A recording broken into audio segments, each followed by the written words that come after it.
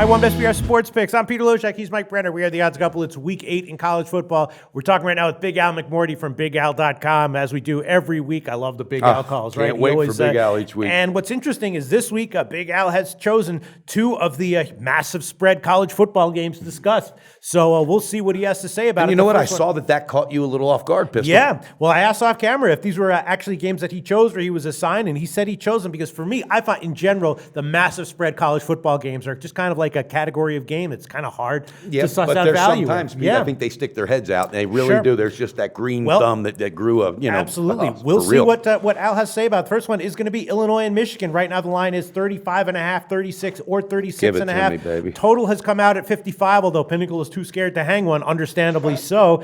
And Michigan's off the bye. They demolished Rutgers in sort of an off the charts kind of way, 78-0. You did see that coming, Mike Brenner. I told you about the locker room talk after that game ball was given to the defensive coordinator and the offense was told to better spark it up. I guess if you look at that game and you assume roughly more of the same, then 35, 36, or 37 or whatever is not too high of a spread. In fact, maybe it's 20 points too low. Once again, Mike Brenner, what do you like here? You like Michigan, right? I love Michigan, Pete. You know what? I just think this guy has no whatsoever plan on taking the pedal off the metal. Jim Harbaugh is a machine as a coach. He is definitely, in my eyes, one of the top 5, if not top 3 or 4 of the elite coaches in this in college football. But the bottom line is, Pete, the way that they manhandled and just subdued Rutgers from start to finish, okay, that means they're buying what he's selling in the locker room. Illinois, Lovie Smith, good story, first year. This team is absolutely, and if I'm correct, Michigan's back home once again. Yeah. Okay? Yeah. I mean, it seems like every week. Off a bye, sure. They've got 6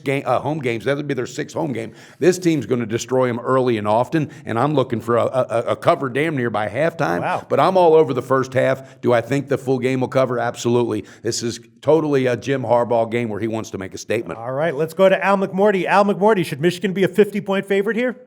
Well, they shouldn't be a 50-point favorite, but what's interesting is I actually wanted to go to the Michigan-Rutgers game. I had talked to a friend of mine who lives in the New York area and asked him if he wanted to go, and turns out he was busy that weekend. But we both attended the University of Michigan. If he had taken the trip, and I would have gotten to see that 78-0 game. Damn. But, Mike, as you mentioned, the Wolverines were idle last week. They've moved up to number 3 in the AP poll. They bypassed Clemson, which needed overtime to defeat North Carolina State last Saturday. And when they dismantled Rutgers 78-0, would you guys believe that was the 3rd largest margin of victory for Michigan in its 137-year history, and the worst loss by Rutgers since 1888. I didn't even realize they played football back in the 1880s, but I guess they did. And the other interesting thing is, Illinois also comes into this game off a road win against Rutgers. Illinois defeated Rutgers 24-7 last week. Unfortunately for Illinois, and you guys touched on this, Illinois does not come in off the bye week, but Michigan does come in off the bye week.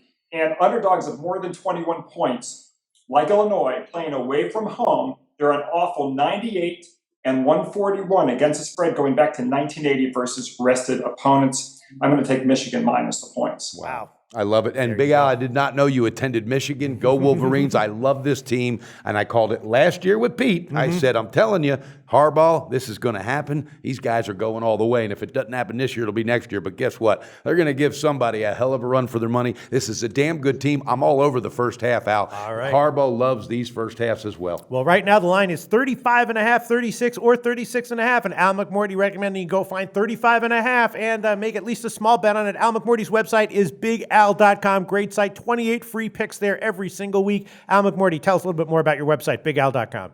Sure. And folks can get free plays every day. We have 4 free plays every day. By the way, this upcoming week, I will be posting my pick on the NBA team that I feel will win the championship this year. I picked Michigan at 12-1 to win the college football championship. I had the Cleveland Indians at 20-1. They're still going on right now to win the World Series. So if folks want to get my NBA title pick, it'll be posted next week. Just go to BigAl.com and click on free picks. And as I mentioned, we have 4 free picks every single day. 2 for myself, 1 from Larry Ness, 1 from Scott Spreitzer. And you can get our best plays as well in 84 and 53. My last 137. We were 5-1 last Saturday in college football. Just go to BigAl.com and click on picks for sale.